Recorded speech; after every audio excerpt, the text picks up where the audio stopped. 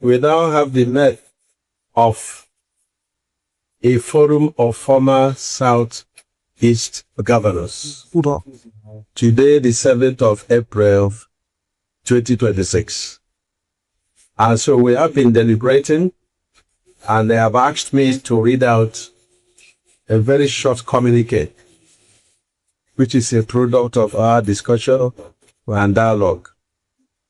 Number one, that the South is, before I read it out, let me say that many of the governors, some are outside the country for medical checkup. It is April 7, 2026. A group of powerful men who once served as governors of 5 states in the southeast of Nigeria, gathered in Enugu. These are men who controlled billions of naira in budgets, men who had the power to build roads, schools, hospitals. And after their meeting, their very first meeting, what is the thing they announced? They declared unalloyed support for the re-election of President Bola Ahmed Tinubu. Not a hospital, not a medical center, not even a clinic. Yet they had the mind to say that some of the governors are absent. Some of the former governors are absent because they traveled for a medical trip. Yet they stood to support for re-election. And here is the part that should concern you. Engineer David Umahi, who read the communique, told journalists that several former governors were absent because they were outside the country for medical checkups. These are the same men who once had power over the southeast, traveling abroad for medical treatment. While Ndi Igbo, our mothers, our fathers, our brothers and our sisters are struggling in poorly equipped hospitals at home. Where were the hospitals when these men occupied power? When they had the power to even build these hospitals? Where were they? Stay with me, because today we will break this down. The communique, the politics behind it, what was said about Igbo presidency, and the question nobody in the room answered. This is a conversation many people are avoiding, but we must say it. Now let's get this to proper context. Because in Nigerian politics, without context, it is easy to be misled. On April 7, 2026, just yesterday, a new political body was inaugurated in Enugu. It is called the Southeast Forum of Former Governors. The communique, the official statement, was read by the Minister of Works and former governor of Ebonyi State, Engineer David Umahi. Now, who was present? Sullivan Chime, Ifeanyi Ugwuanyi, Chris Ngige, Okezie Ikpeazu, Martin Elechi, and of course, David Umahi. Now, who was not there? Ikedi Hakim, Oji Uzokalo, Chimaroke Nnamani, Theodore Oji, Virginia Etiaba, and the name many people noticed most, Peter Obi, who was not there. Umahi explained that some of them were outside the country for medical checkups and other engagements. We will return to that, but first, let us look at what the communique actually said. Umahi quickly outlined the purpose of the forum. Let's go through it carefully. First, he said the forum was created to support current Southeast governors and advise them on regional and national matters. That sounds very noble and reasonable. Now, secondly, he said, the forum is open to all former governors, regardless of political party or political affiliation. Also reasonable. But then comes the key point, which everyone already predicted. Umahi praised President Tinubu for appointments given to people from the Southeast and described what he called an infrastructural revolution in the region. Infrastructural revolution, then the main message. He stated that all Southeast governors are supporting the president's re-election, and the forum commended them for that decision. So the question becomes, what has the Southeast received in return? Yes, there have been some developments, no doubt.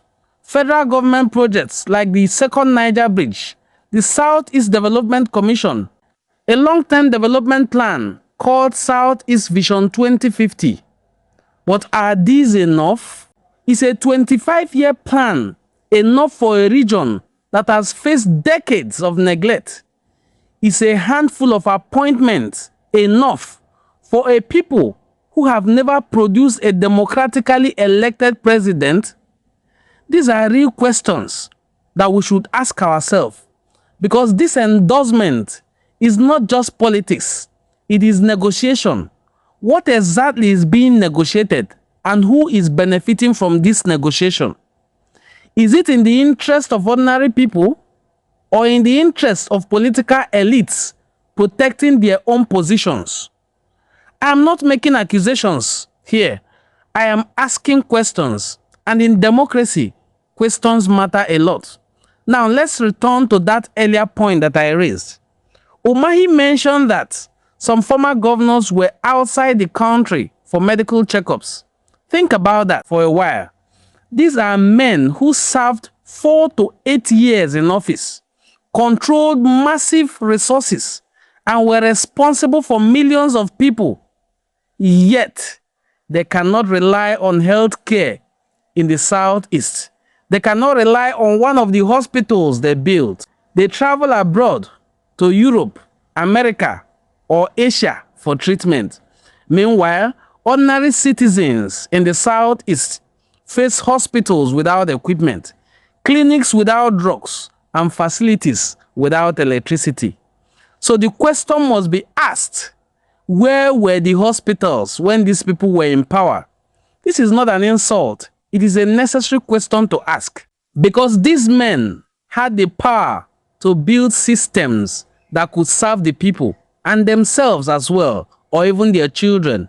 But today, the system cannot even serve them. What happened in Enugu is not just about one meeting. It is part of a much bigger political game. Nigeria is already quietly moving towards 2027, and alliances are forming very early. Endorsements like this are signals to the presidency, to power brokers, and to the rest of the country. And the signal here is very clear. The Southeast political elite is aligning early with the current administration. But what does this mean for the ordinary Igbo person? Will it bring development? Will it bring real federal presence to the Southeast? Will it address the long-standing grievances of Ndi Igbo? Or is it simply political positioning? Because history has shown that endorsements do not automatically bring development. We have seen promises before, and many communities are still waiting for their promises to be fulfilled. Now let's address the question many are thinking about, the Igbo presidency. The Southeast remains the only region yet to produce a democratically elected president of Nigeria. So, every political move is viewed through that lens. If the region is already aligning strongly behind a sitting president seeking re-election, what happens to 2027? And what happens to the Igbo presidency? Does the conversation get postponed again, negotiated, or quietly disappear? Because politics is not just about loyalty, it is about leverage. And once leverage is given away too early, it becomes difficult to negotiate later. So, what is the long-term strategy of these governors? At the heart of all this is a simple divide: the people and the political class. The political class meets, speaks, and makes declarations, but the people live in the reality, and they will continue to. They face the hospitals, the bad roads, the economy, the insecurity. So when decisions are made, the real question is, who benefits? Who? Because if the people do not feel the impact, then the politics means very little. Let me leave you with this. Leadership is not tested when everything is easy. It is tested in what you build while you have the power. Because one day, everyone leaves office. And when that day comes, you don't rely on speeches. You rely on systems, hospitals, schools, infrastructure, things that remain long after politics is gone. So as we watch these endorsements, as we follow the politics, let us not forget the most important question. What is being built for the people? Not tomorrow, not in 25 years, but now. You must have been wondering what is going on. What was going on and is still going on is that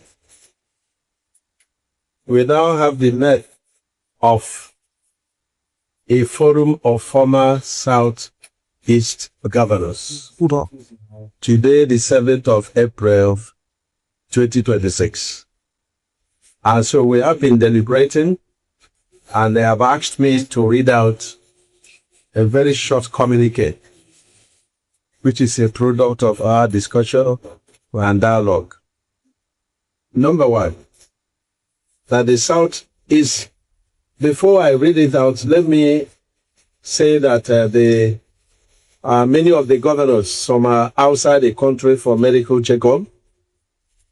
Somebody like Governor Hakim, somebody like the former governor of Abia State, OUK Senator Ojuzo, somebody like Chimaroke, His Excellency, Dame Etiaba Excellency also has engagements, and there's so many other theology has a medical engagement, and a host of other governors. That in our next meeting, we are sure that over 19% of the former governors of Southeast will be in attendance. So they communicate. Southeast Forum of Former Governors is formed today, 7th of April, 2026. The body is to support our presiding governors of Southeast and advise them on key zonal and national matters. The forum shall be for all former governors, irrespective of party affiliation. So far, they have been governor in Southeast. We commend the great works that our governors of Southeast are doing for the benefit of our people.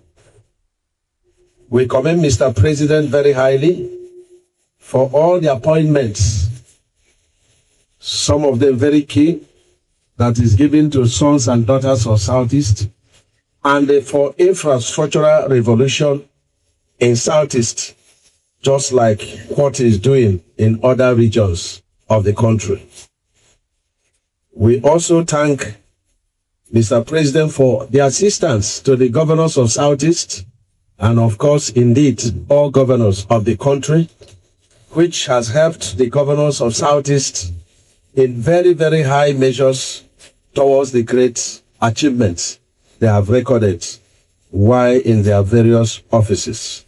We are grateful to Mr. President, and we thank our dear governors of Southeast for their commitment in their face of the people of Southeast, especially infrastructure development and empowerment and security. We boldly say that all the governors of Southeast are supporting Mr. President re-election, and we are very grateful for them because this is strategic, thinking and a strategic approach. And for this, we will continue to give them support. And I believe that our next meeting, which we embrace most of the former governors, will be in the next 2 weeks. And let me also report that we are going to pay a courtesy call to the governor of Enugu State right now, and we will be requesting him to report our outing to the chairman of Southeast Governors Forum, and of course to all the governors of Southeast to get a date that we come and pay them courtesy call and brief them on the need for this Southeast former governors forum.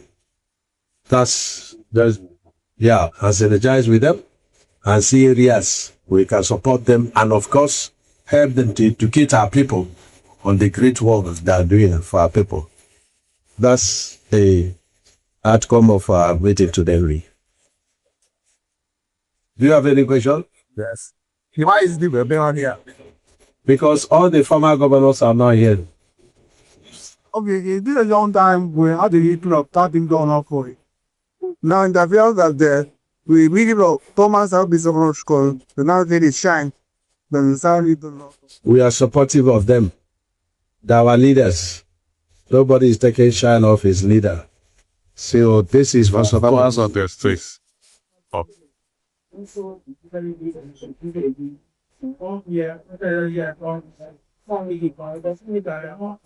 All the governors are not here, but in the next meeting, over 90% of the governors will be here. Everybody, irrespective of party or the around. The non-partisan organization. Yes. So, but is supposed to be a member. Yes. And it is where. Yes. Yes. Thank you. History will not remember press statements. It will remember results. If you found this insightful, please share this video. Start the conversation. Ask the necessary questions, because the future of Southeast and Nigeria depends on an informed and engaged people. I'll see you in my subsequent videos. Thank you for watching. Bye!